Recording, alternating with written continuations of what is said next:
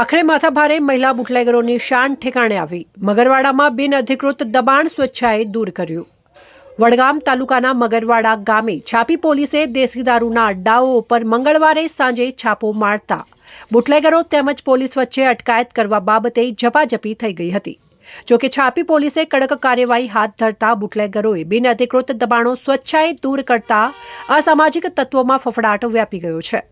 વડગામ તાલુકાના છાપી પોલીસ મથકના પીઆઈ હિનાબેન વાઘેલાએ પણ ગત મંગળવારે મગરવાડા ગામે આવેલ બુટલેગરોના મકાનોની તપાસ હાથ ધરતા મોટી માત્રામાં દેશી દારૂ મળી આવ્યો હતો. જોકે મહિલા બુટલેગરોની અટકાયત કરવાની કાર્યવાહી દરમિયાન પોલીસ અને બુટલેગરો વચ્ચે ઘર્ષણ થતા પોલીસે સખત કાર્યવાહી હાથ ધરી કુલ 2 યુવકોની અટકાયત કરી હતી, જ્યારે અન્ય 7 લોકો ફરાર થઈ ગયા હતા. પોલીસે બુટલેગરોની અનઅધિકૃત મિલકતોની સ્થાનિક તંત્રને સાથે રાખી સર્વે કરાવ્યો હતો અને તંત્ર દ્વારા મહિલા બુટલેગર ભગવતીબેન ઉર્ફે ભટ્ટીના બિનઅધિકૃત મકાન તેમજ બાથરૂમના બાંધકામને દૂર કરવા નોટિસ ફટકારતા બિનઅધિકૃત બાંધકામ પોલીસની હાજરીમાં ગુરુવારે સ્વેચ્છાએ દૂર કરવાની તજવીજ હાથ ધરી હતી. પોલીસની કડક કાર્યવાહીથી પંથકમાં રહેલ અસામાજિક તત્વોમાં ફફડાટ ફેલાયેલો જોવા મળે છે. જોકે મગરવાડાના કુખ્યાત મહિલા બુટલેગરોની અટકાયતના ડરથી ફરાર થઈ ગયા હોવાનું જાણવા મળેલ છે.